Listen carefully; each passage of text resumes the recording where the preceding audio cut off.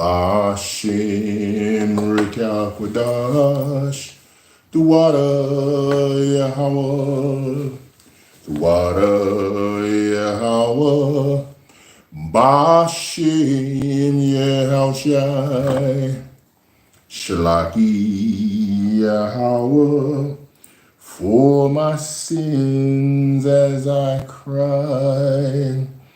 Babakashai Yahawah, for your mercy all the time. Kalal Yahawah, Bahasham Yahawashi, the water Yahawah, for the akim that you supply. The water Yahawah, for the aqua that comply. Kalal Yahawah, Bahasham Yahawashi, Barakatha Yahawah, for a all the time. Babakashah Yahawah, for the lessons that you supply. Kalal Yahawah, Bahasham Yahawashi. Shalom, shalom. It's your brother Obadiah Yahawashi, and coming to you this evening. You know how Most High YAHAWAH Bahasham Yahawashi does me. He he wells up in my spirit and he decides to say, get it in, get it out, get to it. So here I am, and I'm here to deliver what he told me to deliver. It's just as simple as that. It ain't complicated. Maybe for some it is, but for me it's not. And I'm here to bring this out. So we'll get started here in a few minutes. Just want to make sure everything's on point with the cameras and the recordings. Everything seems to be looking like it's all right so far. Make sure we all straight here. You're looking good. All right, all right, all right, all right, and ready. Yeah, we want to get our salutations out to, the Akim who are diligently out on the highways and byways, getting the truth out in the capacity that they can, that they've been predetermined to do before the foundation of the world. And that's utmost important. We want to give our sincere admiration and respect to the apostles who have been diligently bringing this work out day in, day out, week in, week out, year in, year out, decade in and decade out. And the accuracy of the scriptures that are coming out is only coming out through the apostles of GMS. Everybody knows that. If you don't know who Great Millstone is, then you've been under some rocks and you probably belong there. So who can I tell you? The derivatives of the other camps that are out there, I know that they are been predetermined and pre-programmed to do what they're doing. We're going to go into this. We're going to bring that out. We're going to definitely give our salutations to the elders who are bringing the truth out, along with the bishops and the scattered elect that are scattered around the world that look like the speckled bird, as my Reubenite brother, Elder Malcolm always says. And so we want to definitely give salutations and respect to them. Now, we're going to get into this here, and we'll let you know what we're working with. The lesson today is, can we understand what predetermined is and what predestined is of YAHAWAH Bahasham Yahawashi means? In other words, what does that mean, right? And we're going to be breaking this down. I won't go into just a little bit of a commentary on this because it's necessary, and I need to explain some of this before we get deep into the scriptures and breaking down the things that are necessary in order to bring this lesson to fruition. So, just stay with me and follow along. Now, I know that a lot of times what we see and what we learn, if it's not being led through the Rawhacca, which is the Holy Spirit, which most individuals don't know that, because the Qadash is being pushed, but not as heavily as it should be. We should be leaning on the Qadash first in terms of being able to bring forth the truth, in terms of the accuracy of the scriptures. We have a tendency of flip-flopping a lot and blending Greek interpretations as well as so-called captivity-based English interpretations of the delineating the truth in terms of bringing the scriptures out. Now, I understand. I mean, it's clearly not a major capacity problem, because the truth is still getting out, and that's the fashion in which the Most High has foundationally wanted everything to go out. We are in exile, we are in captivity here, and because we are, what's important to understand is that the language of captivity is what is being spoken, and it's going to be spoken, because that's what most of when I say Jake, and it's a seed of Jacob, understands in terms of what we have out here, in terms of what we're teaching with and what we're working with. So you're going to have interpretations that are based on the level of communication that we're involved with in this captivity that we're in this time, until things have changed. But that doesn't preclude you from being able to expound on the truth in terms of the Lashwan Qadash in the Paleo Hebrew. We should still be leaning in that direction. We should not be shaloming people if we know better, and we should not be speaking like the Yiddish individuals, the small hats, because that's just not who we are. And they have corrupted a lot of the language and the interpretation that we have to go forward. But not to digress, we're going to get right into why these things are the way they are, because that's important to understand. And primarily, the reason why is because we have a situation where the Father has predestined everything, and he predetermined everything. Okay, so I mean, he predetermined everything, and then he predestinated everything. So you have a predetermination, and then you have a predestination, and we're going to go into explaining and breaking down some of that to some clarity, as best that the Rawhacca will allow us to do so, and that's where we're going to be. So just wanted to make you aware of this is the nature of where we're going to be going with this lesson today. Let me just say this first. Many people may or may not understand the difference between something that is predestined and then what is predetermined, okay? Or predetermined and then predestined. I like to say predetermined first.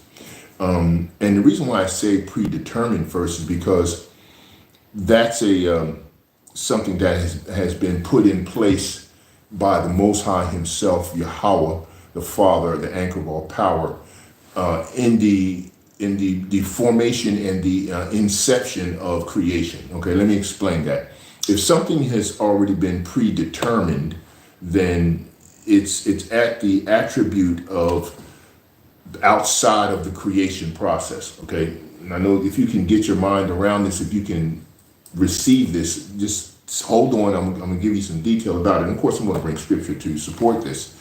Now, if it's predetermined, then the determination point is of a sequence where you have what we would call the end, or the end of it. Okay, now, or the beginning of that end. And that's what the Father talks about. He created the end from the beginning. See, this is a predetermined situation, not a sequence of predestination yet. It becomes predestination, but it's predetermined because the Father is outside of the process of his creation. In other words, he has within his hands the process of inventing creation. So he invented everything that exists because he's outside of all of what does exist. And then that is a predetermined portion. So he predetermined the fact where he thought up the process of creation and he brought creation into existence. And then creation now has to be put in a process where there's predestination that's added to the predestined portion. So that's where we can know the difference. The Father, it predestines because he's self-existent and his power is beyond what our measure of understanding is. So other than what he just gives us. And then once he predestined Yahawashi, see, before the creation of, when he invented the process of creation, he brought Yahawashi into existence. That's a predestined portion. Now, once he did that, then he eventually decided at that point, well, once I got my son in place, now what I'm going to do is I'm going to do the predestination portion. So, because destination, what that has is the journey. That when someone says, I'm on a destination, I have a destination to go to, then what you're doing is you're talking about the fact that something that has been predetermined is now put in motion and in action where it has a destination attached to it. So the Father has not only predetermined, but he also put predestination that is attached to the to the portion that was first created in predetermining everything. So once he predetermined everything, then the predestination is attached to it. And so how do we figure into the factor? Okay, foundationally, he talks about those of us that were chosen before the foundation of the world. So this has a sequence of the reality of that similitude of us being chosen. Now, if you're being chosen before, then it's a portion that the predetermined process was in the creation of all the spirits and all of the souls and all of the entities that were in the spirit world first. And then once the predestination happens, it goes on that journey. That sequence of the journey goes forward. And then now when that sequence of the journey goes forward, now you have prophecies that are being fulfilled foundationally, and that timeline is attached to the predestination portion. Okay, that's why the destination is appropriate to have that title. And of course, we're going to give some clarity to that.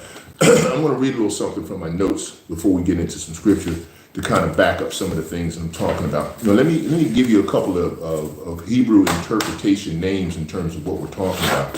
Okay.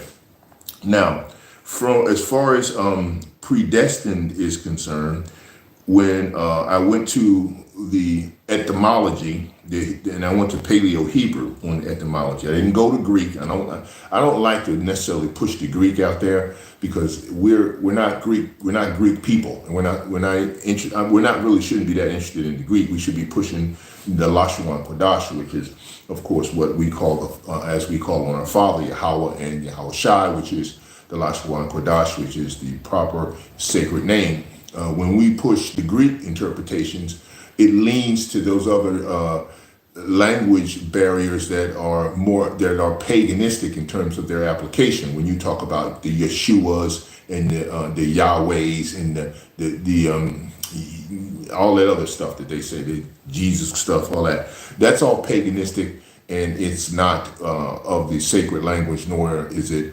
respectful to call the Father something that, or the Son is something that is blasphemous to them in terms of their sacred name. Okay, back to what I was saying. Going through etymology, through the Paleo Hebrew, the word predestined and as well as predestination,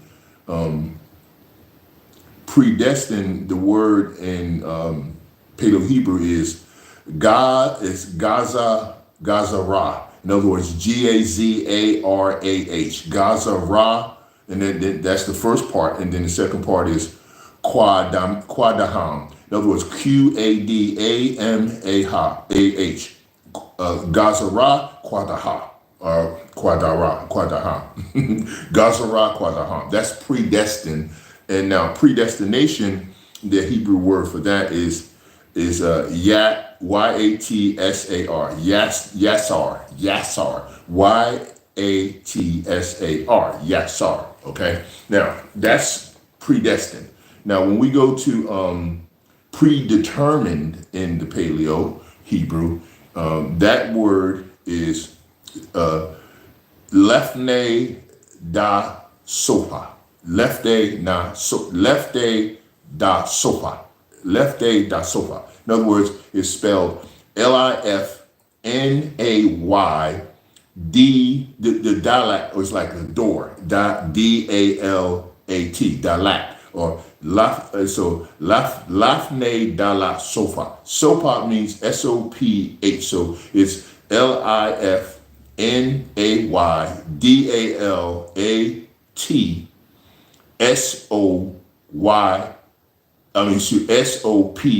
SOPH, right? The SOPH is a sopa. That is the word for predetermined.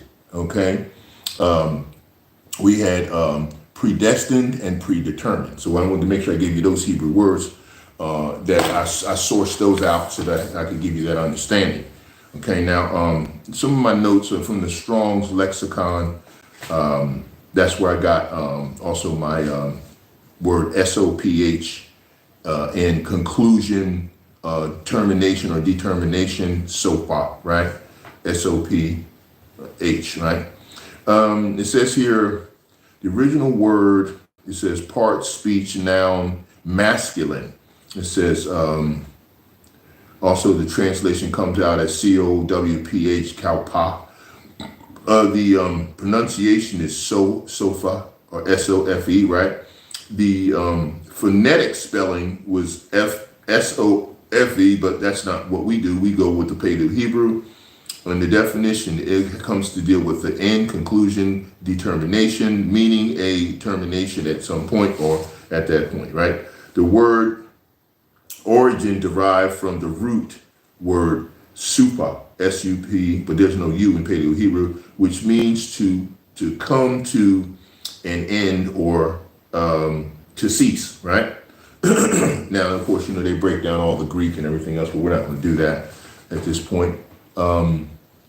In Joel 2:20, end of weighty, 2 Corinthians 20:16 of invading swarm, right? Joel 2:20 of Yahawah works, right? And then Ecclesiastes 3:11, death as end of all men, Ecclesiastes 7:2, conclusion, son of instruction. And then Ecclesiastes 12:13, it says compare the both, or compare Barma. Now, I'm going to go ahead and read a little bit of this, and then we're going to get into some scripture here and break down a little bit further into the predetermined and predetermined and predestination, right? Predestined. Predetermined and predestined. We can say predestination, or we can say predetermination, or whatever. Just want to make sure you understand where we're going with this, okay? All right, now, where are we? Okay, all right. Now, it says from the Tetragrammaton, right? And the translations is bringing back a lot of Hebrew words here, all the way back to the Assyrian. See, one of the things that we want to understand is we spoke off the Phoenician from the beginning with Paleo Hebrew, but then as time went forward and a lot of the translations were not brought forward through the generations, we had a lot of the Syrian captivity become a factor in us being at least exposed to that Syrian script. And in turn, they started writing, which is the derivatives you see now of the modern Hebrew now, the bastardized translation of our sacred word.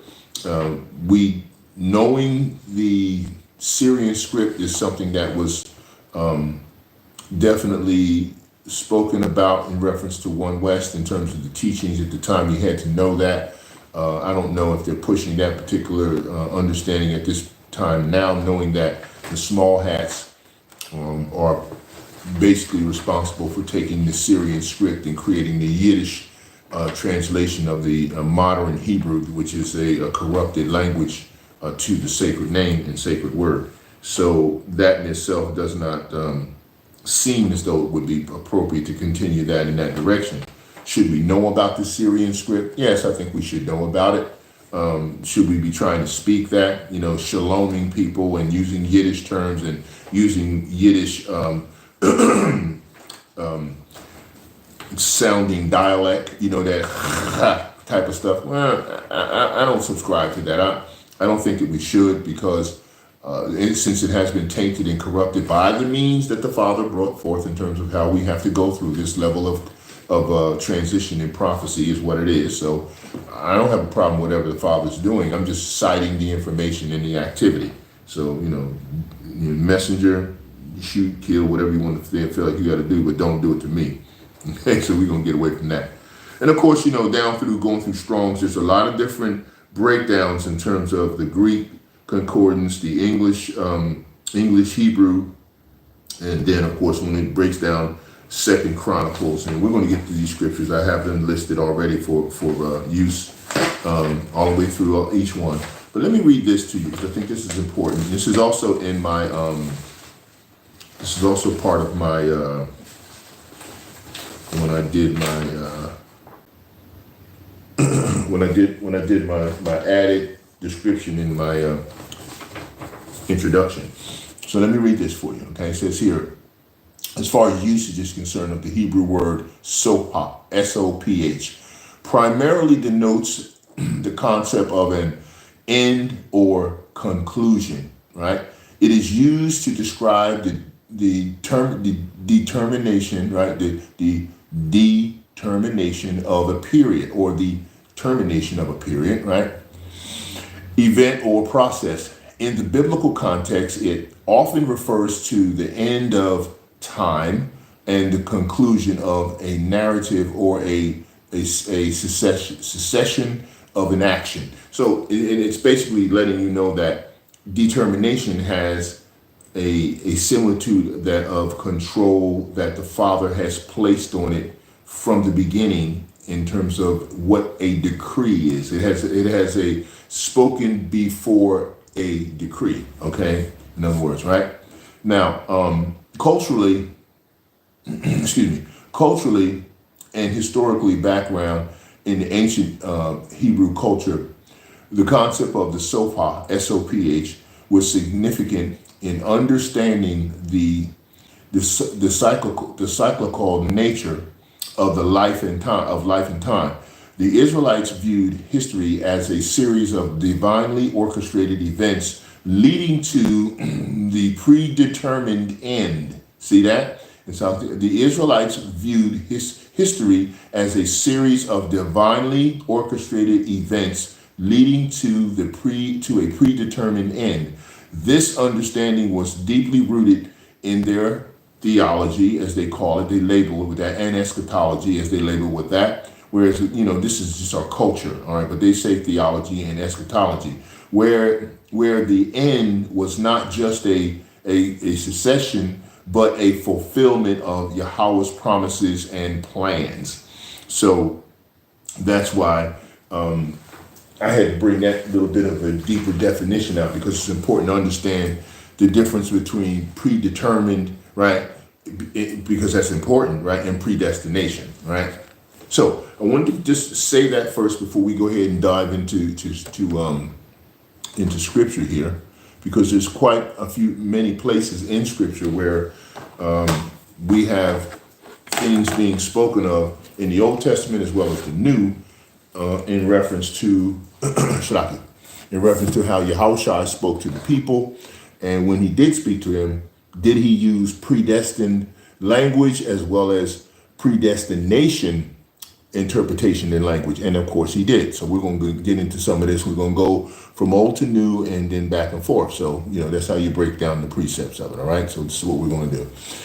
All right. We're going to start out. I'm going to start out in Psalms. Okay. So my first precept is in Psalms 139. So go to Psalms 139. And I had 16 as being the precept that I wanted to bring forward, right? So that's Psalms 139 and 16. It says here, thine eyes did see my substance, yet being unperfect, and in the book all my members were written, which in continuance were fashioned, when as yet there was none of them. In other words, the way the Most High is letting you know that he is the designer of creation. So being the designer of creation, he's explaining here when he says that you're experiencing or you're being brought back to remembrance of the fact that thine eyes did see thy substance, yet being unperfect, and in thy book all my members were written. See that?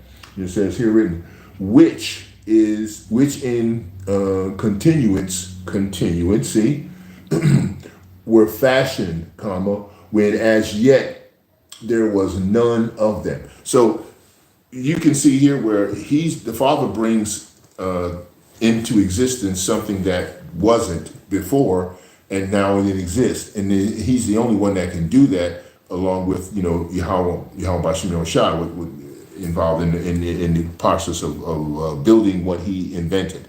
So that's important to understand that precept from that perspective. From here, we're going to go to Isaiah, right? Yeah. This one we know quite well. I'm going to Isaiah chapter 45. We're going to read a little bit in here because this gives us a really good indication of where we need to start. Now I'm going to start. I'm going to start at 7. Of course, I think it's always a good advice to tell those who are studying. If you read a chapter, it's good to read the whole chapter so you can get the understanding of the whole chapter. Like, for instance, in Isaiah 45, Yahawah uses Cyrus. He's using Cyrus in this particular point. But that's not just that he's using Cyrus, but he's also talking about his superior power, okay? His supreme power, which we're going to start at 7, and we're going to read down. And it reads, all right? I form the light and create darkness. I make peace and I create evil. I, Yahawah, do all these things. So now when he says that, what do you get from this? If you don't get the fact that when he says, I form the light and create darkness. Now, in the creation process, when he's talking about that, he's saying he's outside of the process in order for him to be able to manipulate and bring it into existence. So he is the creator of all and anything that is created because he's the inventor of the process of creation. So if you read it from that perspective, you understand the predetermined portion of the understanding here in this scripture.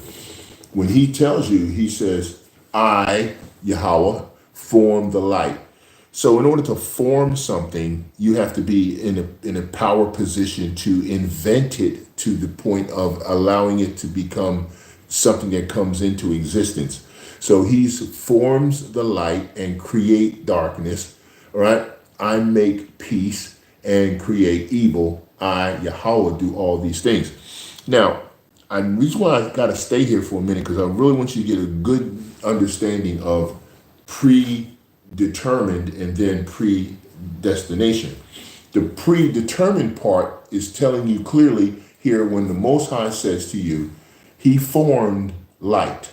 Okay, so that means he said I. When he says I, he's talking about his self-existing self. So that's a portion of predetermined because the Father has no beginning or no end. So he is outside of that. So when he says I, that means nothing else is outside of him. He's it. And then he said he formed the light. Now he formed the light if we were thinking predestinated wise, the only thing we can understand from our perspective, from our metabolism in terms of what the Father's put in us is what's outside of the light, we're going to think it's going to be dark, right? Because that's what we understand. We don't know that. It's because the Father himself is a light thereof. Because when we get to certain scriptures in Revelation, it talks about Yahawah and Yahawashi.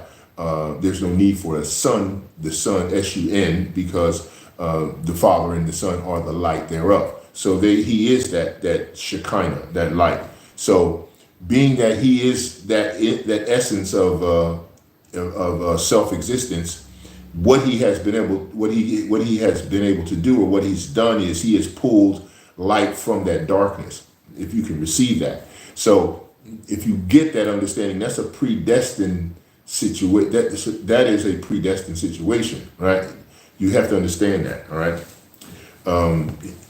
Now, when we move forward with the process where he says, and create darkness, which means what? That means when he's inventing whatever it is, it's not privy to our understanding. Just like when we talk about the precept sometimes speak in dark sentences, it speaks in dark sentences.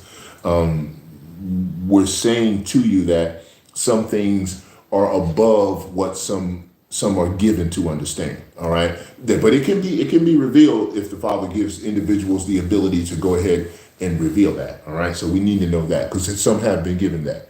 I make peace, okay, and I create evil. Creating evil, what he's speaking of is not he's doing it in terms of because he's evil or mean.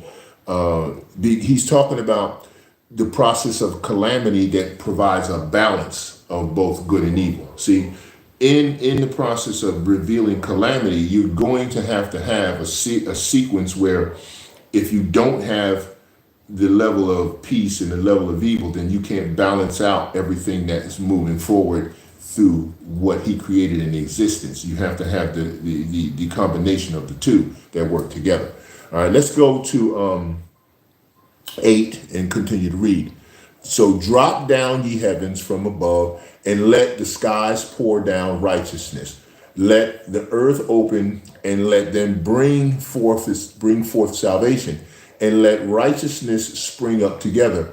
I, Yahawah, have created it. So he's again telling you now that he started with a predetermined process, and now he's moving it into predestination. See, because once you see something that is starting to move across the prophetic timeline, now it has a destination. So because he did the end from the beginning and the beginning from the end, it has a destination attached to the movement of prophecy. Okay, so that's the predestination part, even though he started by predetermining everything before. So just don't get lost in this. Stay with me, okay? Now, for salvation spring forth together, I, Yahawah, have created it, right? See, he's invented all of this. Woe unto him that striveth with his maker. See, now, I'm going to do something. I'm going to say something about this for a minute, but I'm not going to stick on it because I've done the lessons prior to this to keep telling what he told me to tell and say. The Father's foundationally intentional. He's intentionally foundational. You can go either way. He's foundationally intentional, and he's intentionally foundational, which means that in order for you to have a clear understanding of how to praise, worship, and pray, and serve him through repentance, you have to understand that he's intentionally foundational. He is foundationally intentional, which means clearly, like he says here, woe unto him that striveth with his maker. So, and he has an exclamation point there. Now, why would he say you strive with him? Well, because if you're not picking up the clues on the fact that, number one, foundationally, he has already predetermined everything and he controls everything all the time. There is no window where he is not controlling everything.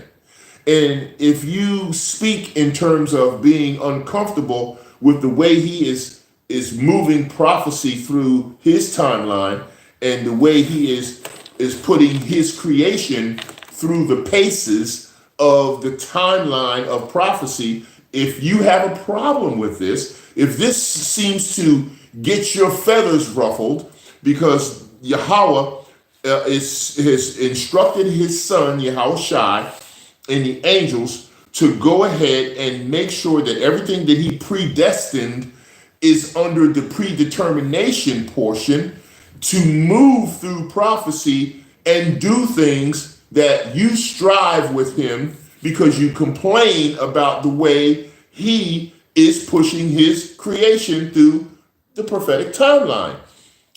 I always say this, I'm not going to stay on it. If you bitching about who he bugged out, why he bugged them out, and in the purpose of for him doing this to them, if you have aught with it, if you have an issue with it, if you can't just reprove and move, and you got to linger on it, then you strive, woe unto him that striveth with his maker.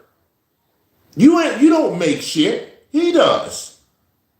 So you shouldn't have this problem. You should be like, I'm embracing everything Yahweh's doing through Yahawashi and the angels, and I'll cite it, I'll speak about it, but it don't faze me. This is how you should be rolling. Because if you're foundationally solvent in knowing what your position is, because you are awake to that understanding, then you don't have a problem with this. I'm off of it. Now, continuing to read. Let the potsherd, like a potsherd is a vessel, right? Let the potsherd strive with the potsherds of the earth. Shall the clay say unto him that fashioneth it, what makest thou? Why you make me this way? Or thy walk, or thy work, he hath no hands, right? 10. Woe unto him that saith unto his father, what begettest thou? Question. Or to the woman, what hast thou brought forth? Right? The earth, speaking in that term. 11. Thus saith Yahweh, the Holy One of Israel, and his maker. Ask me of things to come concerning my sons and concerning the work of my hands, command ye me. In other words, the Father's saying through the mouth of his prophets and his individuals, you want to question me about the way I'm doing this when you can't make anything and you never could make anything? You're a creation. You're not a creator. So how are you going to ask him this? So ask him, and that's why he asked you that, right?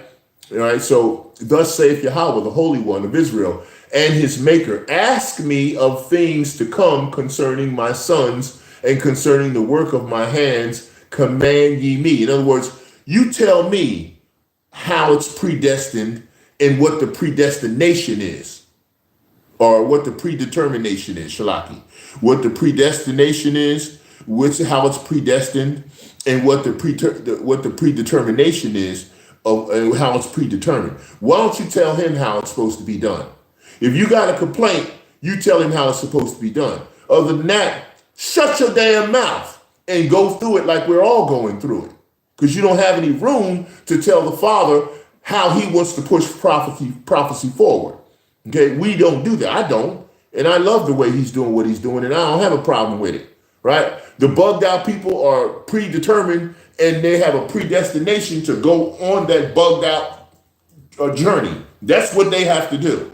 They've been predetermined. He's already said they're going to do it, and he's already has them on a predestination, right? So that they will go through this all the way to the time when they don't have to do it anymore, or whatever he decides to do with them. That's his prerogative, his perspective. That's the way he's done it. If you have a problem with it, take it up with him. Don't you dare come in my face talking about it, because I'm just reading what he wrote. And if you don't like his scriptures, if you don't believe the precept of what he's saying here, then you show me where it's not supposed to be like that. Because this is where it is. Okay? We're now going to 12. I have made the earth and created man upon it. I, even my hands, have stretched out the heavens, and all their hosts have I commanded. See, that means he don't need your damn opinion about how he's doing stuff. Just preach the word, bring the truth out, do what you have to do to reprove and move. If you don't like it, suck it up and keep moving. All right, that's all. 13, I have raised him up in righteousness, and I will direct all his ways. See, total control. No one has free will.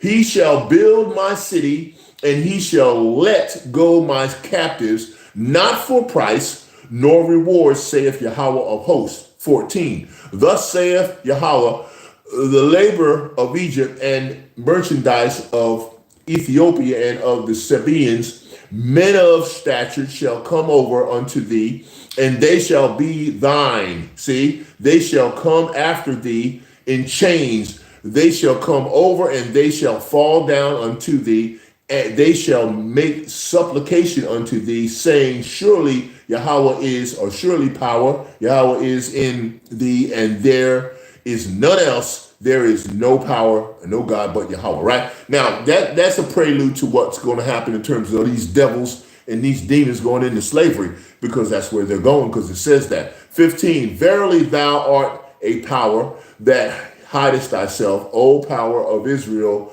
the Savior. We could have also said Yahawah, but sometimes when we have God, we also go with power.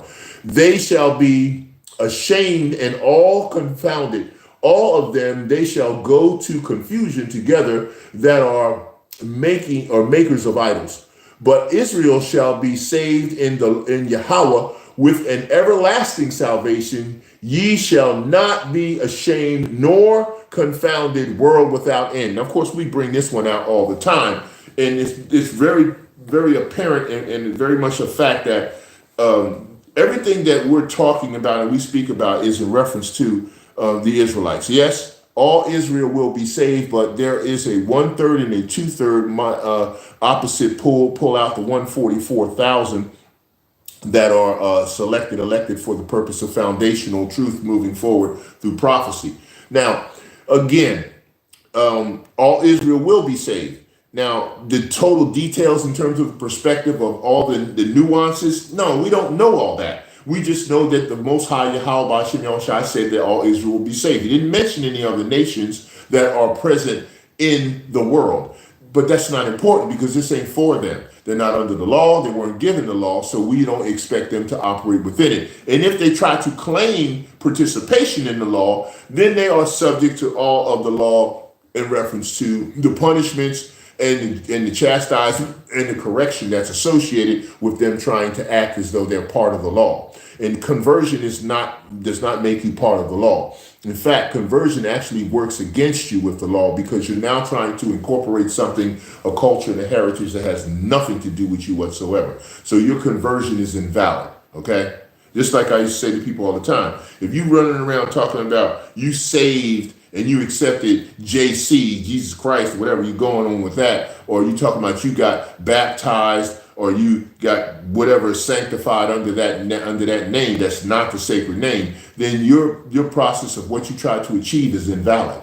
It's not valid, because you have to be washed in the word with the fire and the water through the scriptures in the sacred name of YAHAWAH Bahasham Yahawashi. And if you're not doing that, then you don't have anything. And then plus you can't even get to that anyway unless he brings you to the understanding of how that equates to you being a part of the elect or the selected elected. Okay, so let's make sure we understand that. Okay, all right, so we understand that 17 was, but Israel, no other nations, shall be saved in Yahawah with an everlasting salvation. Ye shall not be ashamed nor confounded, world without end. Now we always talk about cosmos, oikoumene, as well as cosmos, in terms of not talking about the whole entire earthly plane. We're talking about a form, a group that is specifically detailed and directed to be saved, called Israel. All right, that's the world we're talking about. All right, 18. For thus saith Yahawah, that created the heavens, invented, and then had them created by Yahawashi and the angels, right? Make sure we understand that, okay? All right, so before I move past that, let me say this part, because this is important to understand this level of the breakdown. 18, for thus saith Yahawah that created the heavens. All right, stop for a minute. Remember in the beginning it said, in the beginning, Yahweh created, and then he goes there, right? Now, when they did the translation of saying in the beginning, first of all, do we know when the beginnings was? No. If we're talking about the Father himself, the anchor of all power, Yahweh, not his son, we're talking about the Father, right? He has no beginning. So if the word says in the beginning, who put that in there in that context?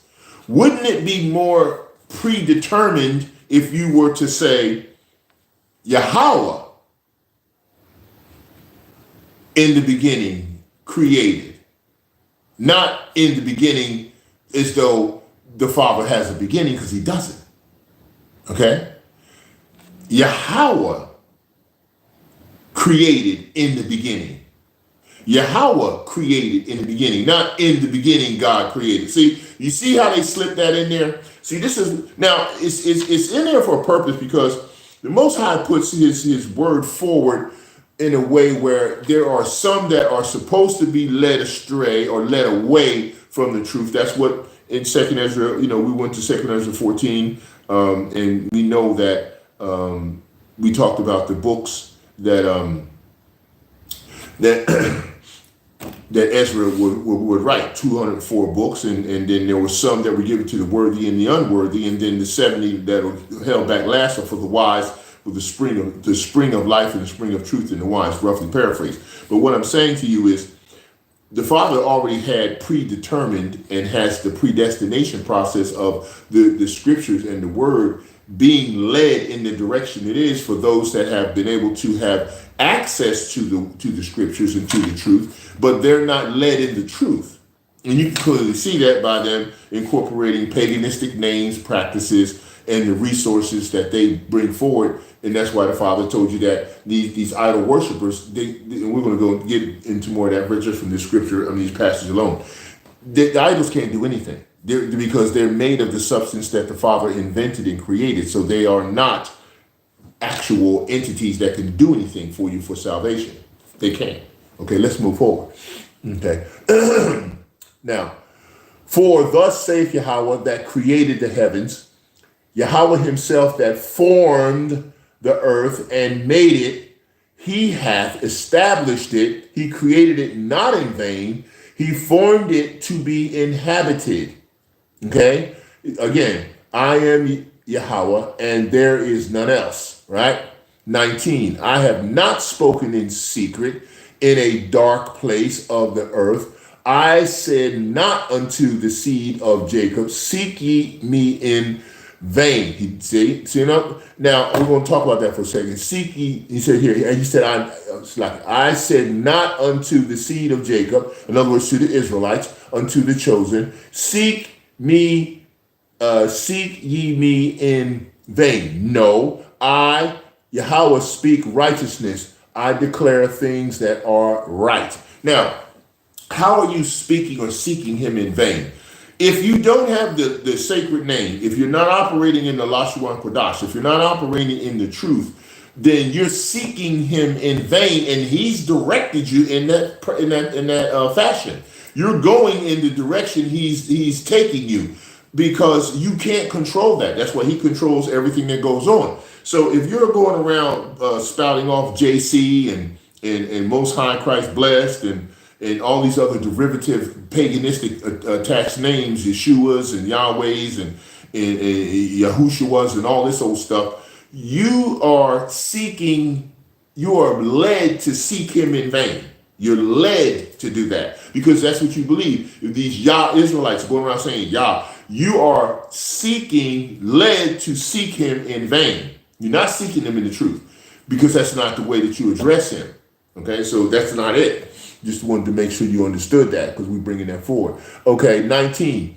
I have not spoken in secret in a dark place of the earth. I said not unto the seed of Jacob, seek ye me in vain. I, Yahweh, speak righteousness. I declare things that are right. 20. Assemble yourselves and come draw near together, ye that are escaped of the nations, right? They have no knowledge. You hear that? They have no knowledge that set up the wood of their graven images and pray unto God that cannot save. See, that's what I said before. All of and anything that doesn't follow or go within the sacred name of YAHAWAH Bahasham Yahawashi is a false idol. It's a false idol, even if it's not directly set up to be incorporated with some matter that people make idols of, like wood, stone, what have you, what it speaks about in the scriptures. The bottom line is, if the practice of the interpretation and the translation is related to idolatry that you're promoting, then that's vain. You cannot be part of this truth if you're operating in that capacity. I've said this before many times that what's so vain about someone having good intentions but not knowing the sacred name or the sacred language and not taking the time to research it? I was listening to Apostle Ramlam earlier today when he was doing a lesson, and he spoke about the fact that the Most High has talked about us being lazy, being a sottish people. He doesn't like laziness. I mean, you can go and you can take time to break down and understand the sacred name. You can just as well take time to break down and understand the sacred language, and then promote and bring that forward in your education as well as in your interpretation when you speak to someone, because that's important, and you should be able to reside in doing that. So don't be a sottish, sloppy, lazy person.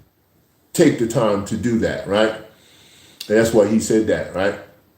Okay, and so that's what 20 was bringing down, because it says in 20 again, assemble yourselves and come and draw near together, ye that are escaped of the nations. Okay, if you're escaped mentally, spiritually and mentally of the nations, you should know how to do this, right? Right? Yeah, of the nations. They have no knowledge that set up the wood of their graven image and pray unto a God that cannot save. 21. Tell ye and bring them near, yea, let them take counsel together, who hath declared this from ancient time, question, who have told it from the time, question, have not I, Yahawah, question, and there is no power else beside me, a just power, and a savior, there is none beside me. 22, look unto me and be ye saved, all the ends of the earth, for I am Yahawah, power, and there is none else. Now, why does he say all the ends of the earth? Because we've been scattered everywhere, all over the ends of the earth, okay? And this is why he's saying it in the manner in which he's saying it, okay? Now, again, he's saying here, 22, look unto me and be ye saved, all the ends of the earth, for I am Yahawah, and there is none else. 23, I have sworn by myself. See, now that's predetermined, because he can only do that because he's outside of everything he created, so he can swear by himself. You can't, because you're a creation. Okay, so let's make sure we clear on that, all right?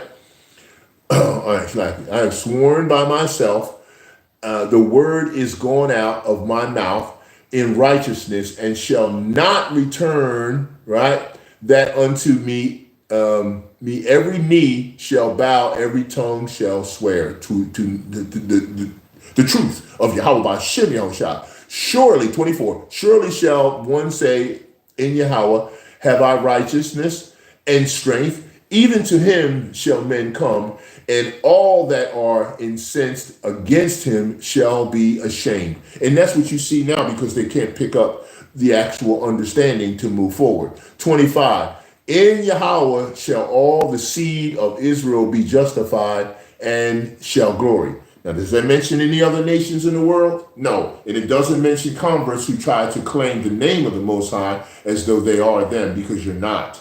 That's not who, this is not directed to you or for you. Okay, so that would be against them in particular. Okay, Next place I'm going is, which is you're all pretty familiar with this because we all speak about this all the time, and we hear this all the time because this has a direct line of what the Most High has been doing as far as predetermining things. This is Jeremiah chapter 1, and I'm going to 5. The whole chapter here is very good because Jeremiah's called and commissioned. And if you want to really clearly understand how the Father feels about his predetermined process that moves into predestination, Jeremiah, the book of Jeremiah is a perfect example, especially with Jeremiah as young as he is and was. I remember I was listening a couple of days ago to Apostle Har was talking about how young Jeremiah was, that he was bringing forth the knowledge he was as a child to people who were supposedly mature adults. And he was breaking it down because what? He was chosen. Well, let's read it. Jeremiah chapter 1 and verse 5. Before I formed thee in the belly, I knew thee. And before thou camest forth out of the womb, I sanctified thee, and I ordained thee a prophet unto the nations. Now, so that's a decree. That's a predestined process that has a stamp of, that's a predetermined, Shalaki. That's a predetermined process that has a stamp of predestination for the work that he's going to do because he sent forth to the nations, okay? And so the first part of this you can see is how this is sort of like a collaboration. I was speaking about this earlier when I was talking about the Father uses a collaboration process with predetermination and predestination. There's a collaboration that happens within it. Okay, so this is a good example in terms of 5. We can start from 4 actually, where it says here, Jeremiah chapter 1 verse 4 and 5, right? Then the word of Yahawah came unto me, saying, behold, I formed thee in the belly, right? Before I formed thee. See, he said that. Before. There's the predestined, Shalaki. There is the predestinated process. Before I formed thee in the belly, I knew thee. See? Right? And before thou camest forth, see, now starts the predestination part, right? Out of the womb, I sanctified thee and ordained thee a prophet unto the nations. You see how that works? You see how that goes from predestined to into predestination? You it goes from predetermined through predestination or it could get confusing, but it's not, because if you understand that the Father has predetermined everything and then set it into a predestination process, because when you have predestination, take off the pre and just you have destination, which is the journey that Jeremiah had to go on because he was already predetermined before the foundation of the world. Okay, we got more. Okay, just bringing it forward for you. Okay, all right, we're going to back to Isaiah. I got a little bit of time to spend in Isaiah because there's a few things I need to go through here. So just stay with me. Where am I at? Isaiah 46 and 10 is where I had to go. 46 and 10. Right. Isaiah 46 and 10, and it reads, declaring the end from the beginning. Now, what does that mean to anybody? Now, if you declare the end from the beginning, you have already shown the predetermined portion in declaring. And then you said declaring the end from the beginning. Then you pushes it into predestination. So you see how the collaboration comes together when it comes to that. And all of this should resonate with your spirit from a foundational understanding that should build you up in terms of you expounding on scripture when you explain as best you can the Most High YAHAWAH Bahasham Yahawashi's position in terms of everything that's actually happening as prophecies moving forward. If you can understand and take the visual perspective from, as I always used to say, put on those foundation glasses, clean them up. take and clean them up good, right? Clean them up. Clean up them foundation glasses good. This is it. I'm just using this as a prop. My glasses are pretty clean, but I'm just saying. All right. Clean them up good so you can see out of them good, right? And those foundational glasses should be able to put you in perspective to be able to say, the Most High himself invented everything that exists. He predetermined that, okay? That was his thought process. He predetermined that. And then when he predetermined that, he took what he invented after he predetermined and brought his son, carved out of himself, I'm just using that as an analogy, right? And brought Yahushua into existence, and then gave him the process of predestination, because Yahushua was created before the foundation of the world.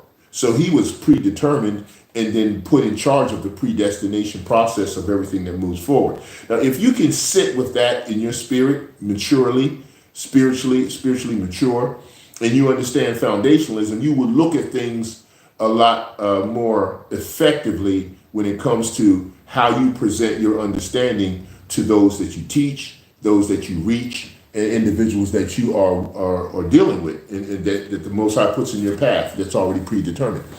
Okay. So again, I was at Isaiah 46:10, declaring the end from the beginning and from ancient times, the things that are not yet done, saying, my counsel shall stand and I will do all my pleasure. Meaning he's already done all his pleasure. It's already been written. You can clearly see it for yourself, because if you start in Genesis and you go to Revelation, you know how it ends. He's already told you, we win. That's it. That's the end of it right there. So it's important to understand that part. I'm going to 55. I'm going to stay here right here in Isaiah for a minute. Isaiah 55 in 11. We all know this one, I think, as well, right?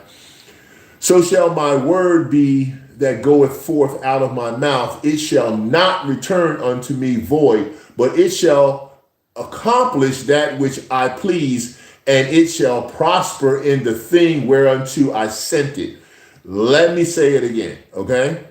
This is Isaiah chapter 55:11. We use this a lot, but we don't resonate on the foundational perspective of how this information is so vital in terms of looking at the way prophecy's moving forward. If you really understand how prophecy's moving forward, this particular precept right here in Isaiah 55:11 should really ring a bell in your mind greatly. Okay, let's hit it again. All right.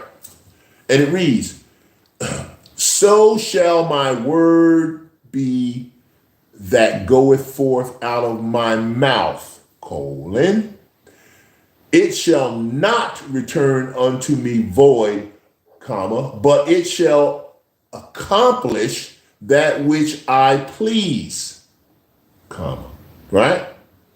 And it shall prosper in the thing wherein I sent it. See, so the Father is telling you under all due circumstances that he is completely in control of absolutely everything that's going on, and he's pleased with the way he's doing it. So why aren't you? I mean, really. He says he's pleased with the way he's doing it. He set it forth. I mean, come on, how hard is that to understand? Right? He says, so shall my word be, so shall my word be that goeth forth out of my mouth. You know what? I'm sending it, and I've already predetermined it, and the destination is on its way. It shall not return unto him void. So in other words, he's saying no matter how much you don't like the process that's going forward, you don't get a say about how it moves. And he doesn't care if you don't like it. He really doesn't care about that because he's doing it. He's going to do what he's going to do. And he's already done it. And he says, but it shall accomplish, it will do, right, that which I please, which means he's pleased by it, or he wouldn't do it, right? And it shall prosper in the thing wherein I sent it.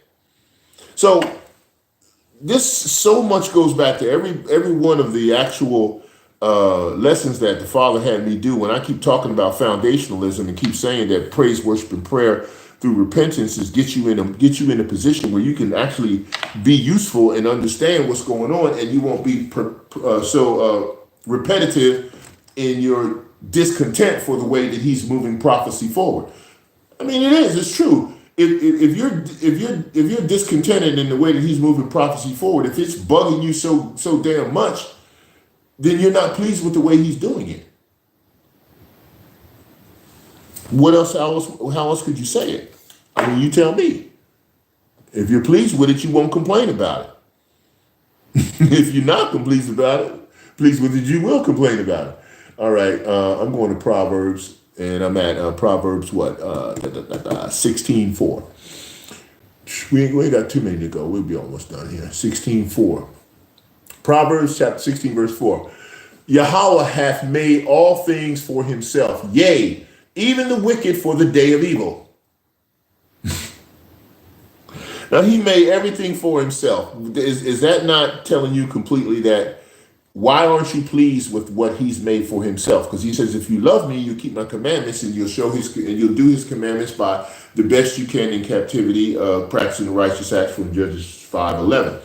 But, hey, if you don't love him enough, you'll bitch, moan, complain, and whine about how things are going down, which you ain't solving nothing, and it ain't gonna stop what he's doing. 5, everyone that is proud in heart is an abomination to Yahawah. So, as I get a sip of my tea, if you're proud and you come off proud because you think that you understanding how the Most High has cited and bugged out his creation in the fashion that he has, and you get proud about what you think you know, how you know it, through what organization you belong to, and you know it, and then you get proud and you act proud and you sound proud, and the Father knows pride when he sees pride. It's like some people can tell pride. A lot of times pride is misread by righteousness, by someone who has a zeal that is not overly righteous, but righteous indignation. Sometimes righteous indignation can be confused and looked at as pride. So you got to be real careful in terms of that discernment.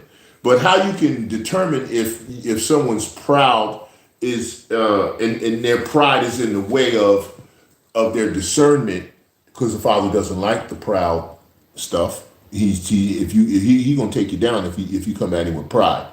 So in Proverbs 16:4, the Lord hath made all things for himself, yea, even the wicked for the day of evil. 5, everyone that is proud in heart is an abomination to Yahawah.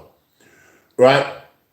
Though hand join in hand, he shall not be unpunished. Now, let me just say this about the proud portion of the situation. How do you identify someone who is so proud that they seem to present an air of superiority that is not humble? Now, you can have an air of superiority, but if it's not tethered with humility, then you start to lean heavily into the area of pride. So Yahawashi was a perfect example of his power, as I did a lesson in, was his humility. His humility was his power from the Father, and of course was translated through him.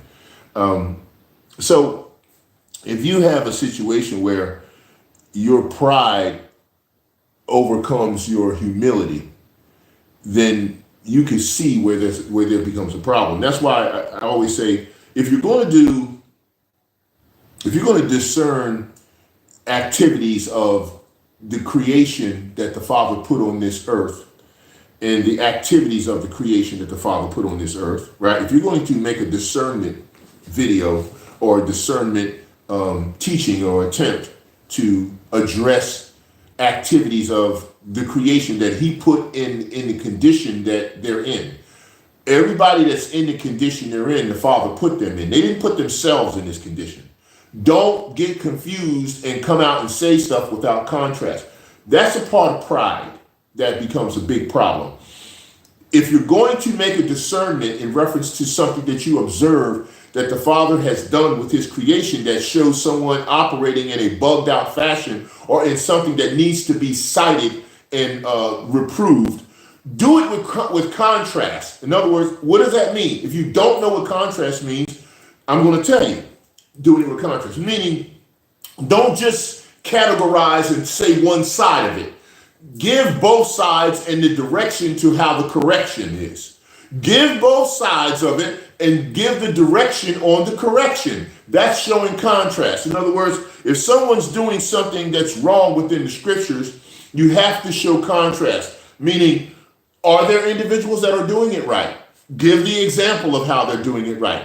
Show that directive and imply that directive towards correction. You understand? Apply that correction towards that reproof. This way, what you're doing is you're showing the contrast. So you're saying, look, yeah, there's a bunch of people that are doing a bunch of bugged out shit, but then there's a whole bunch of people also that are doing it right. Let me give you some examples, and then give some examples. Don't jump on the fact that the Father set someone up to be so crazy and bugged out, because he controls everything. You can't say he's not the one that's doing it. They're not doing it on their own. This is how he set them up. So if he set them, his creation up to do it this way, he's also giving you the discernment and the ability to give the contrast. That's how you avoid crushing that's how you avoid a distortion of your humility, and you won't seem prideful or superior. You will show that the understanding is correct now. We've showed contrast and correction, and in the process of the correction being shown, what you have done now is you showed that not everybody is doing this bugged out stuff like this that the Father has set in motion because he's got them doing this. This is part of their lot. This is part of their predestination. This is part of them being predetermined to follow this predestination, to do this exactly the way they're doing it. They're not controlling themselves in this. We even say many times over and over again, they got demons in them. Well, where did the demons come from? They didn't invent the demons themselves and put the demons in them. Who did it? Who controls the left side and the right side of his heavenly realm? The Most High does, through YAHAWAH Bahasham Yahawashi. So if he put the demons in these people, they're bugged out because they're serving the purpose of being bugged out, because that's the prophetic timeline that they have to operate in. They have to operate in the prophetic timeline that shows that this is the time when they have to do this bugged out shit. They've been programmed to do that. You shouldn't have a problem with it. Just do contrast. Explain the application and move and get to the next portion of it and show how the directives are for you to not operate in that way. Do both. Don't just do one. Don't just say, oh man, these people just bugged out, completely bugged out. Well, what about the people who ain't bugged out? Do contrast. That's good teaching.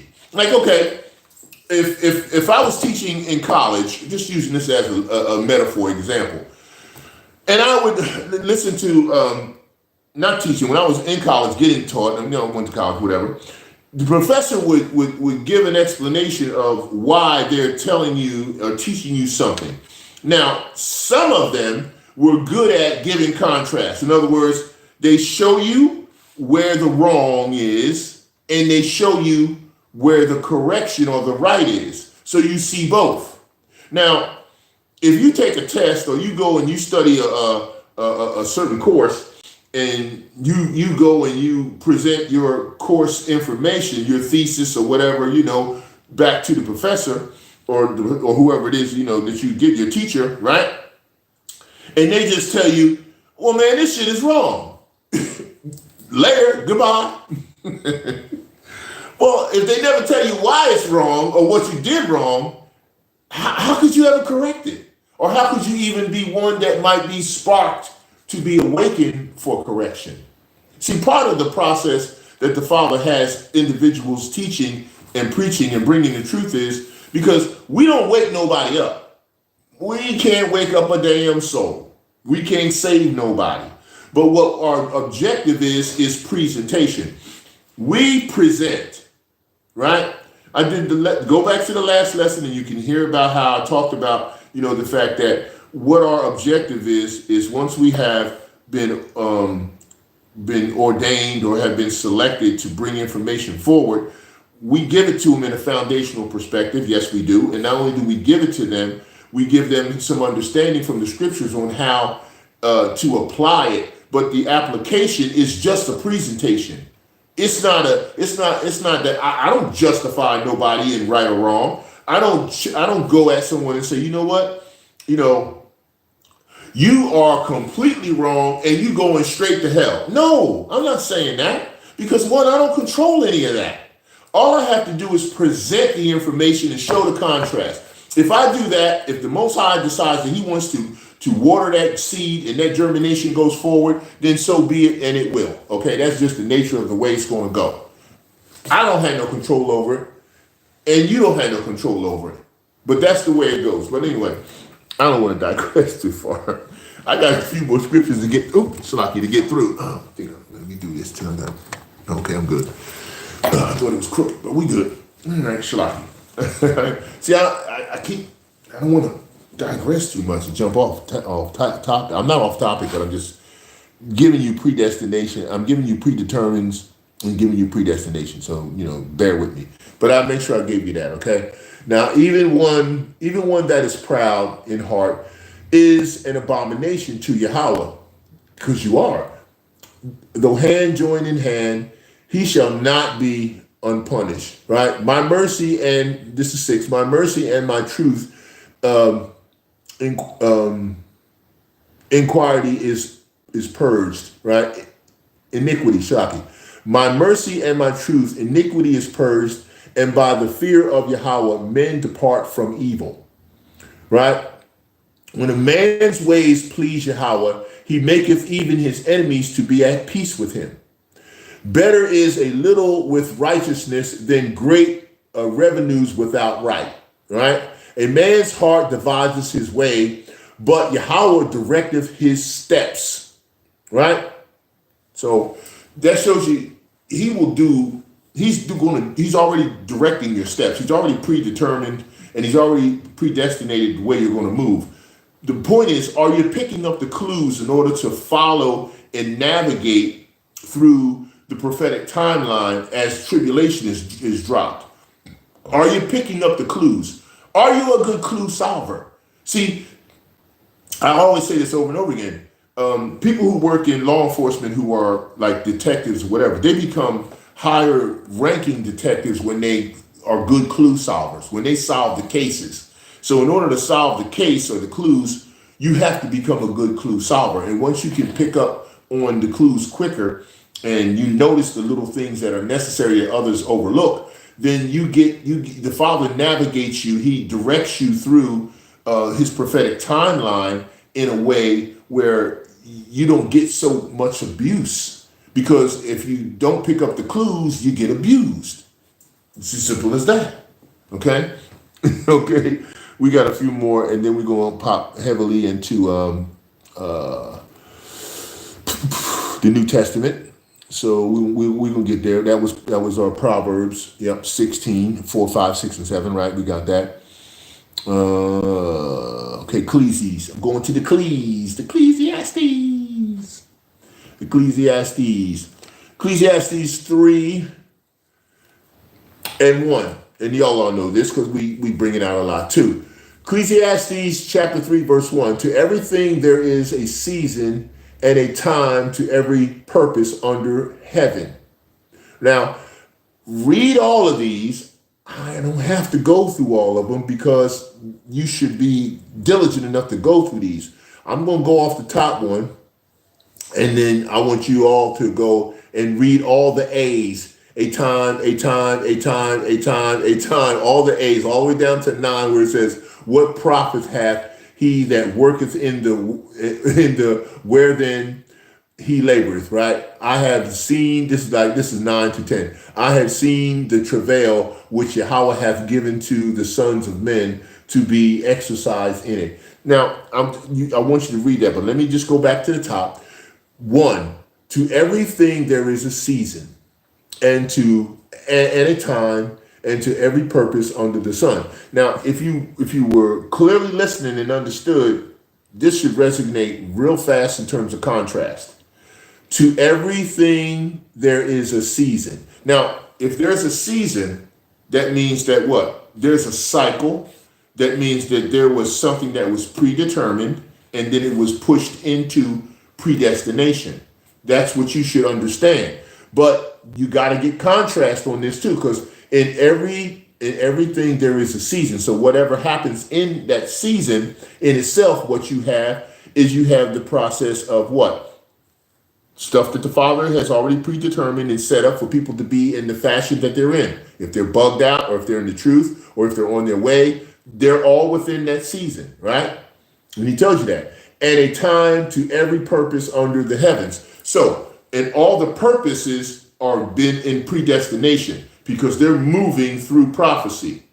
Okay? So, but go ahead and make sure you read all of the rest of the A's on down to 9. I read 8, 9 for you, on down this to 7, because it just breaks down all of the things that talk about time and season and things that are predestinated. Okay? They're predestinated, but they're in the process of what? Okay? So once they get into predestination, they came out of being predetermined. And so this is what you need to read. So that will give you some indication when you go through the A's. And I'm not going to spend that too much time because I can break off on this anyway. So, that's how it go. Okay? All right, next we're going to go to Romans. So now we're going back in, we're going into the New Testament. Now we're going into Romans. So go with me to Romans, and we got a few to hit in Romans. So just bear with me. We're going to start at Romans chapter 8. Y'all, a lot of these y'all already know, but Romans 8 and 29. Romans 8 and 29. For whom he did foreknow, he also did predestinate to be conformed to the image of his Son, that he might be the firstborn among many brethren. So again, for whom he did foreknow. Now, we don't even need to go past that too far, because we know he knew everybody. He had predestined all spirits that are created and ready to be launched into predestination. So that's very evident. For whom he did foreknow, all of us, he knew everything. Father, the Most High himself knows everything, and he's the one that knows it all. He knows all of everything. Now, does Yahawashi? No, because Yahawashi don't even know when he's coming back, but the Father does, and nothing else in heaven knows but the Most High. So we need to understand that when he says, for when he did foreknow, because he knows everything, he also did predestinate to be conformed to the image of his Son, that he might be the firstborn among many brethren. So we can see that just like in John 1, he talks about being the firstborn of all creation, Yahawashi. Okay, make sure we clearly know that. All right, so now from here, we're going to go right down to 33. Who shall lay anything to the charge of Yahweh's elect? It is Yahweh that justifies. And we talk about this all the time in terms of, there'll be no guile that come out of the mouth of the elect. But again, you have to make sure that you are the one that's predetermined to be the elect.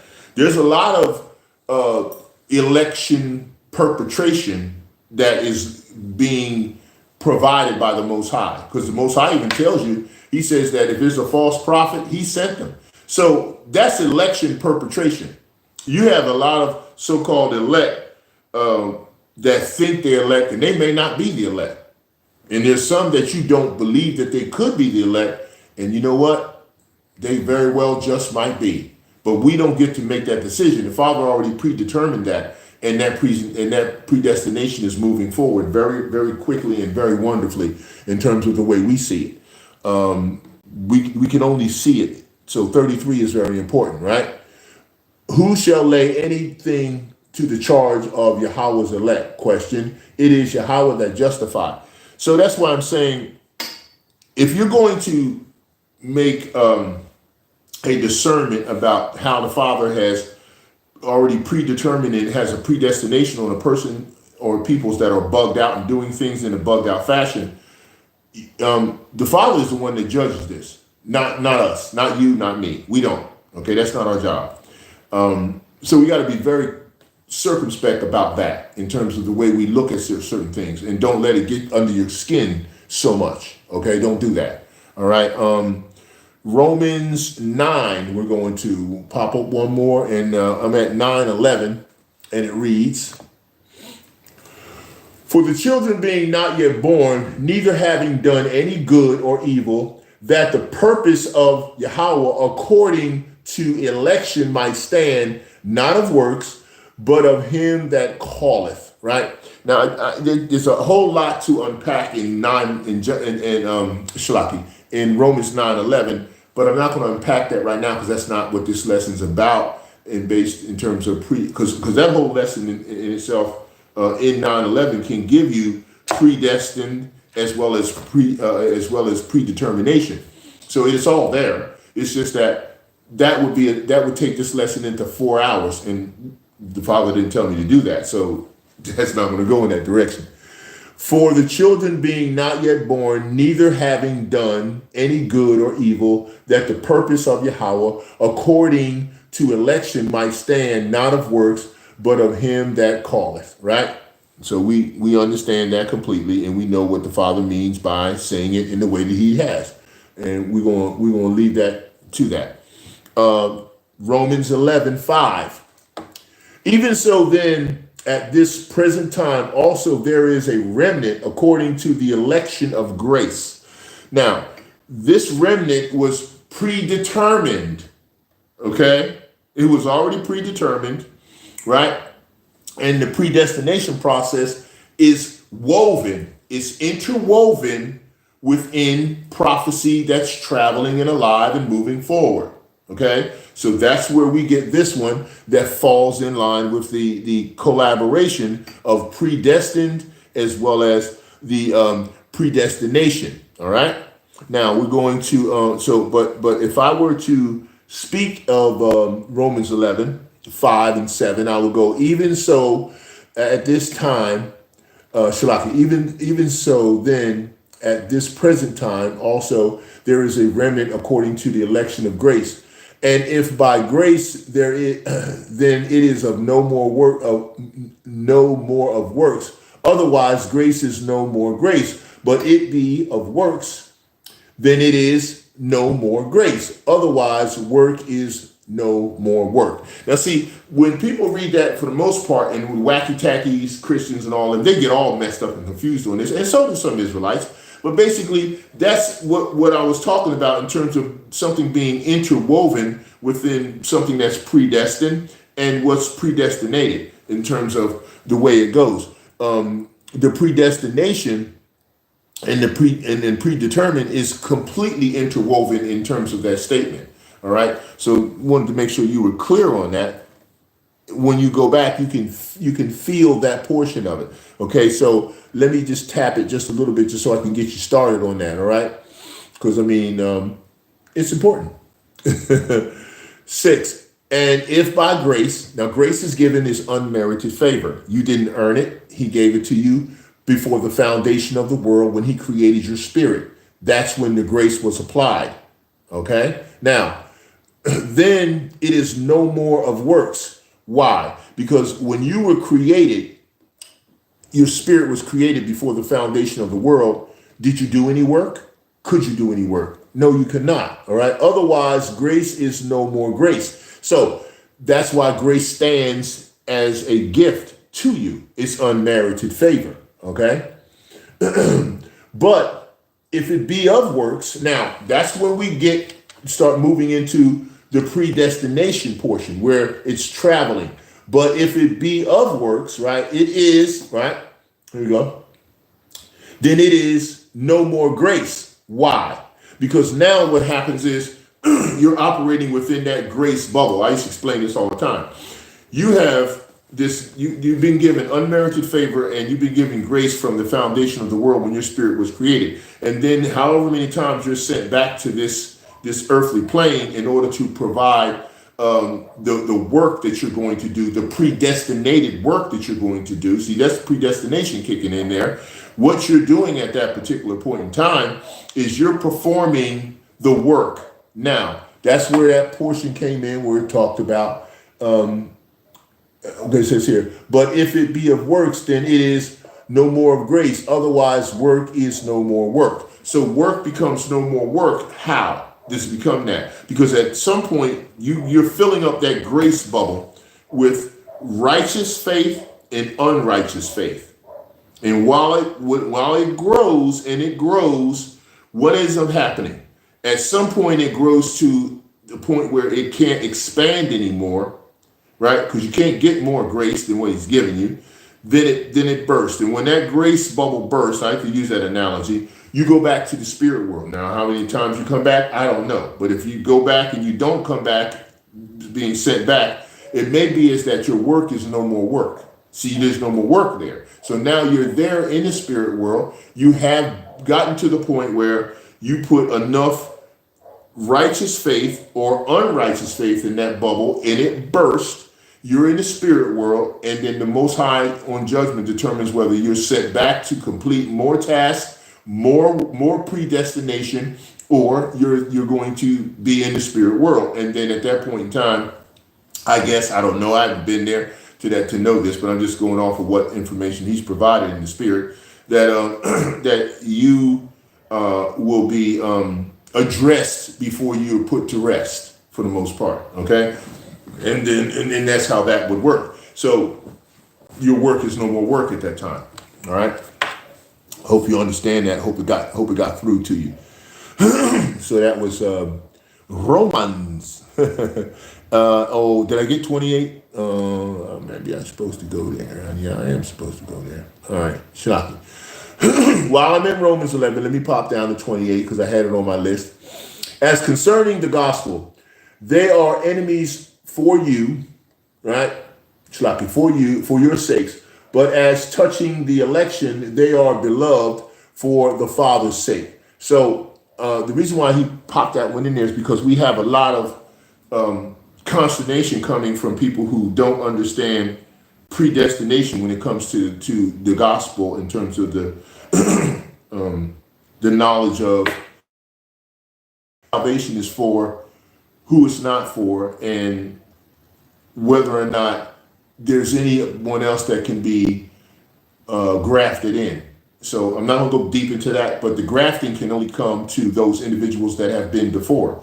That's what the replenishment of the bowl and replenishment of the earth is. Replenishment is getting the ones that were taken out of the process of grafting and bringing them back in, and only the Most High, YAHAWAH Bahasham Yahawashi, can do that.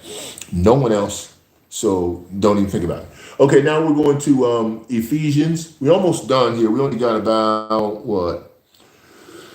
about 5 more precepts, and then we're going to be coming through this, okay? So bear with me. You ain't got nothing else to do. So, and if you are somewhere else doing something else, probably not conducive to this anyway. So it doesn't even matter. Ephesians, where we at? Where's my Ephes? There you are. All right, we got Ephesians, and we're going on chapter 1 and 5. And it reads, having predestinated us unto the adoption of children by Yahawashi HaMashiach to himself, according to the good pleasure of his will. And let's read it again. And this is Ephesians 1 and 5. having predestinated, see, now that's a predestination, that's predestinated us unto the adoption of children by YAHAWAH Hamashiach to himself according to the good pleasure of his will. That's what the Father has done for us. So why would you not respect that, right? All right, down to 11. In whom also we have obtained an inheritance, being predestined according to the purpose of him who worketh all things after the counsel of his own will. Reading it again. All right, that's number 11. In whom also we have obtained an inheritance, being predestinated according to the purpose of him who worketh all things after the counsel of his own will. Okay, so that's from Ephesians, and we're going to go to Colossians. We're getting close. And we're in Colossians chapter 3, and we got 12. And it reads, put on therefore as the elect of Yahawah, holy and beloved bowels of mercies, kindness, humbleness of mind, meekness, and long suffering. Now, the reason why he took me here is because this is sort of like finishing up what we had to finish up in terms of going forward. And what I'm saying here is this is the attributes and activity we should have towards how the Father is moving us through the prophetic transitional process here. This is a good precept for directives on what you should tell people to do when they say, well, what am I supposed to do? Okay, they say, I don't understand. What am I supposed to do? You know? And then you got to say, well, Colossians 3:12. And when it says, put on therefore as the elect of Yahawah. Now, first of all, if you are the elect, you will understand how to apply this, not only how to walk and live in it, right? Therefore, as the elect of Yahawah, holy and beloved bowels of mercy. You don't know what bowels of mercy? And look it up. Kindness, right? Humbleness of mind, meekness, and long suffering. That's like the Beatitudes, right? You should be able to apply this to your own people because you know the Father is taking them through the bugged out stuff that the bugged out people are going through the righteous stuff that the righteous people are going through, if you can see any of that, right? No one's righteous. But as you travail through the process of the prophetic transitions happening in the world, these are the attributes that you should try to look at people in terms of what the Father's doing with them. Because this will give you a more foundational, clear vision of what's happening with these people when you come upon them or when you witness things that they're doing. If you go with Colossians 3:12, foundationally, you'll be able to look at this and what they're doing won't offend you. It's just like, I say it quite a bit that, and no offense to anyone who has a mental disablement. If you have a mental challenging issue with you that the Father put you in from the foundation of the world and you're in this condition now, like, people who are, they say they're mentally retarded. Okay. I had an uncle who was like that. My Uncle Jerry, YAHAWAH Bahasham Yahawashi, rest his soul. But he was in that condition from birth. But see, a lot of people are spiritually mentally retarded. Now, is it a bad thing? Well, no, you can't say it is, because the Most High put people in conditions that he puts them in. Okay, so if you were to experience someone who is mentally retarded or mentally challenged in that capacity, how would you treat them? How would you interact with them? Would you have a negative disdain for them? Would you be a negative, aggravated, responding person to someone who's spiritually, mentally retarded? You shouldn't, because the Father put them in that condition. So when you look at them foundationally, you should be able to say, I'm spiritually mature enough to know that this person is spiritually, mentally retarded, and I have to deal with them in a certain way. but not in a negative way, not because it's not necessary, because you know that they're not of the same stature or level that you are, and the Father put them in that condition, and he has a purpose for him putting them in that condition. So you should address them and deal with them in the way that would suffice what the Father has set up for your understanding as a spiritually mature person. But if you're going to address them from a disdain, aggravated, irritated individual, then you don't understand how the Most High is operating, because he's put everyone in the condition they're in. Everybody's in the condition they're in because he set it up that way, and that's the way he wanted it to be, for them to go through this travail, through this prophetic timeline that we're going through at the end here. That's that's their lot. You don't like it, if it bothers you or it gets under your crawl, maybe you need to just go get into some major praise, worship, and prayer through repentance to the Most High on how he can give you the ability to be able to deal with that. Because that's the only thing I can say for you, because that's it. He put them in that condition, so that's where it is. Okay? That's Colossians. We're going to go to 1 Thessalonians. We only got a few left, and then we're going to be almost out of here.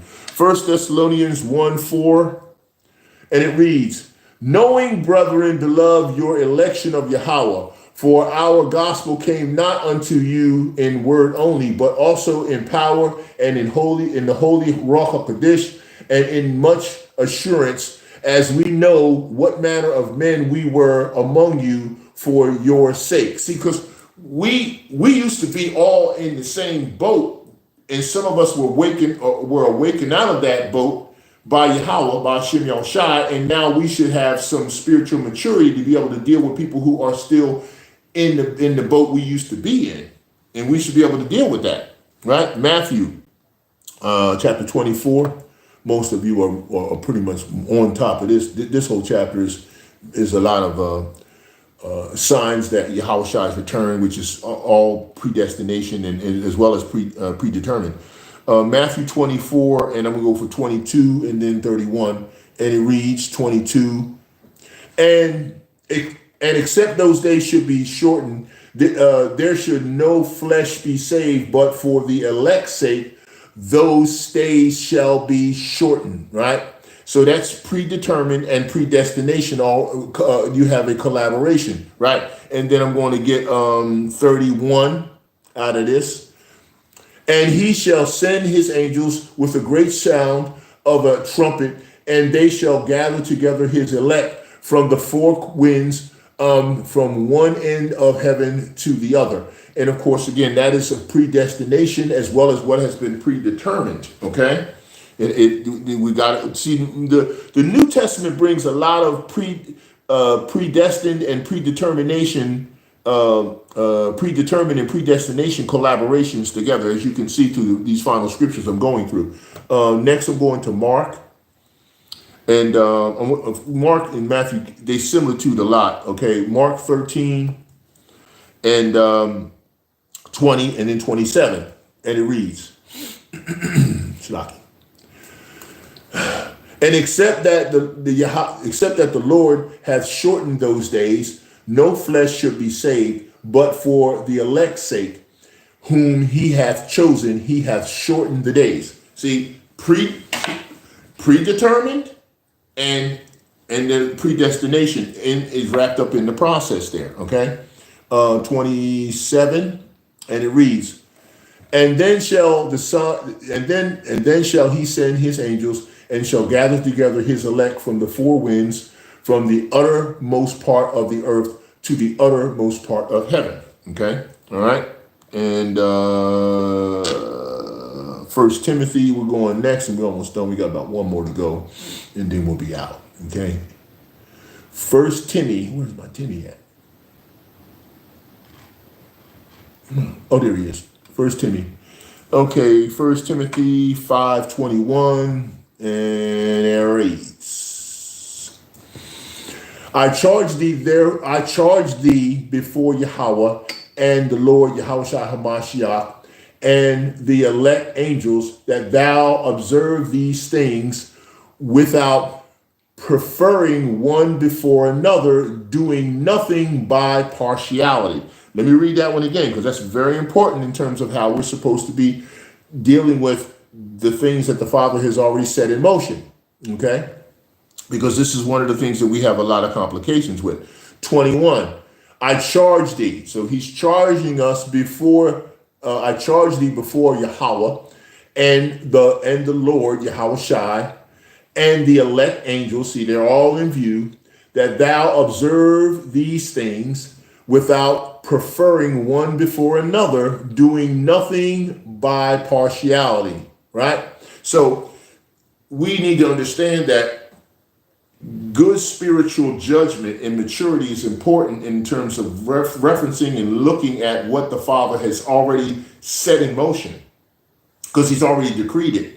And the predestination process is moving very, very quickly so now at this point as we speed up to the end time. And we should not have aught or problems with the way he's doing things. Know that you're dealing with some people who have been spiritually, mentally disabled by the Most High himself. Spiritually, mentally disabled. So you know they're in that condition. You should not have a problem with the way that you address what they're doing. Use contrast. Show, as I said, show this is what they're doing. This is the response from the scriptures in reference to how it should be addressed or corrected. And then in turn, go into an explanation of how you should be operating in terms of what? Directives moving in the right fashion for the Father. Okay, if that is for that individual to be selected to move in that. Because if not, they're going to finish out their predestination travail in their process and go wherever they're going to go. You can't stop them. If they're going to be the 2/3 and they're not going to make it on this side, you can't stop them. They're going to do what they've been predetermined to go through, and their predestination process is going to move forward. You can't get in the way of it. You ain't going to be able to stop it. And if you thought you could, he would just move you out of the way anyway, so you can't do that. Okay, 2 Timothy, and then we're going to be done. All right? So I just wanted to make that important statement. All right? Okay, 2 Timothy, boop, and we're at 2:10, right? 2:10.